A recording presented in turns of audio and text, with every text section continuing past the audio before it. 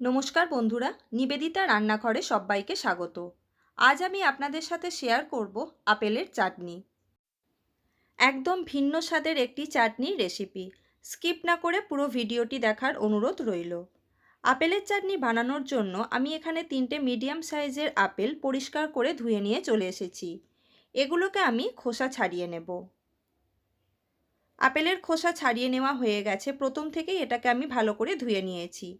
এবারে একটি ছুরির সাহায্যে আমি যে পদ্ধতিতে দেখাচ্ছি এইভাবেই খুব মিহি করে কুচি করে নিতে হবে।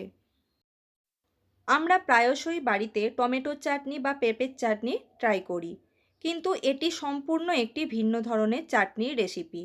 আপনারা অবশ্যই এটি বাড়িতে ট্রাই করবেন এবং আমাকে কমেন্টে জানাবেন। আশা করি এই রেসিপিটি আপনাদের ভালো লাগবে। দেখুন, এই রকম সরু সরু করে আমি আপেলটাকে কুচি করে নেব। ভিডিওটি দেখতে দেখতে একটা লাইক দিতে একদমই ভুলবেন না। 3টে আপেলই আমি একদম মিহি করে কুচি করে নিয়েছি। এবারে এই আপেল কুচিগুলোকে একটা মিক্সিং বোলের মধ্যে তুলে নেব। একদম সহজ একটি চাটনির রেসিপি, বানাতেও কিন্তু খুব একটা বেশি সময় লাগে না। মাত্র ঘরে থাকা কয়েকটি উপকরণ দিয়ে খুব সহজ পদ্ধতিতেই আপেলের চাটনি বাড়িতেই বানিয়ে নেওয়া যায়।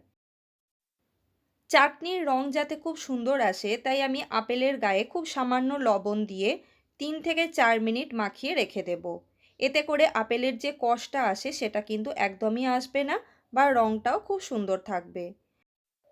অন্যদিকে গ্যাস ওভেনের ওপর একটি কড়াই আমি বসিয়ে দিয়েছি। গ্যাসের ফ্লেম থাকবে মিডিয়ামে। একটা বাটি মাপ করে 1 বাটি জল এবং ওই বাটিরই 1 বাটি চিনি আমি কড়াইতে দিয়ে দিয়েছি। গ্যাসের ফ্লেম লো টু মিডিয়ামে রেখে এই চিনির শিরাটা আমি খুব ভালোভাবে তৈরি করে নেব। যখন চিনির শিরা এইভাবে ফুটে উঠবে তখন লবণ মাখানো আপেল আমি কড়াইয়ের মধ্যে দিয়ে দেব। এবারে হাই ফ্লেমে বেশ কিছুক্ষণ সময় নিয়ে এইভাবে আমি আপেলকে ফুটিয়ে নেব। তারপর এর মধ্যে আমি দিয়ে দেব 1 মুঠো কাজু কিশমিশ। কাজু কিশমিশের সাথে আপেল আবারও খুব ভালোভাবে মিশিয়ে নেব। এবারে এটাকে আমি ঢাকা দিয়ে রান্না করে নেব। গ্যাসের ফ্লেম এই পর্যায়ে থাকবে লোতে। 10 মিনিট পর ফিরে এসেছি, ঢাকা খুলে দেখে নেব। দেখুন, চিনির শিরা অনেকটাই ঘন হয়ে গেছে এবং আপেলও বেশ সেদ্ধ হয়ে এসেছে। এইভাবেই মিনিট খানেক সময় ধরে আমি ভালো করে নাড়াচাড়া করে নেব।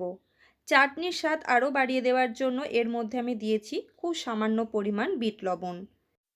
আপনারা কিন্তু আপেলের চাটনির রেসিপিতে কাজু কিশমিশের সাথে কিছু বেদানা কুচিরও ব্যবহার করতে পারেন। আপেলের চাটনি প্রায় তৈরি হয়ে এসেছে। এবারে গ্যাসের ফ্লেম অফ করে আমি এটাকে ঢাকা দিয়ে রেখে দেব 10 মিনিটের জন্য। একটু ঠান্ডা হওয়া পর্যন্ত অপেক্ষা করব। একটু ঠান্ডা হয়ে গেছে। এর মধ্যে আমি দিয়ে দেব 1 চামচ পাতিলেবুর রস।